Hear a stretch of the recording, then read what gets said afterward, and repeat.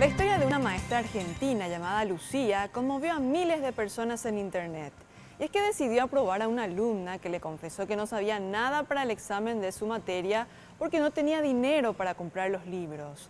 La maestra compartió en su blog personal por qué decidió cambiar su criterio de evaluación y modificar los temas de la prueba.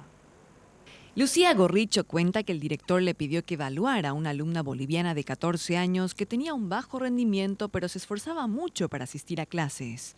Le dijo que sus padres trabajan en un frutillar y a ella le faltaba rendir la materia de geografía para pasar el año. La docente relata que la alumna expresó que no había podido estudiar porque no tenía libro ni carpeta. Fue así que decidió preguntarle si sabía algo de las frutillas.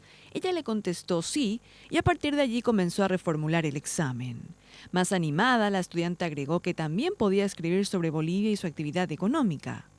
Existen estas realidades que por ahí están más ocultas y lo que hice yo en realidad fue llevarlo a internet para poder compartirlo, ¿no? Pero hay nenes que quieren aprender y nenas que quieren aprender y que necesitan y que hacen un esfuerzo enorme por estar en la escuela. Entonces me parece que lo que peor se puede hacer es responsabilizar porque no estudian o porque no traen las cosas, sino es que realmente no están pudiendo. Lucía explica que todo el relato de la niña aportó a su formación como geógrafa y docente. A las 2 horas le entregó 3 hojas escritas de ambos lados con letra clara y prolija. Y lo que tenemos que pensar son otros métodos u otras formas que tienen que ver con recuperar los saberes previos que hay, que son muchos, que a veces no coinciden con los contenidos oficiales, pero que si le damos la vuelta lo podemos hacer.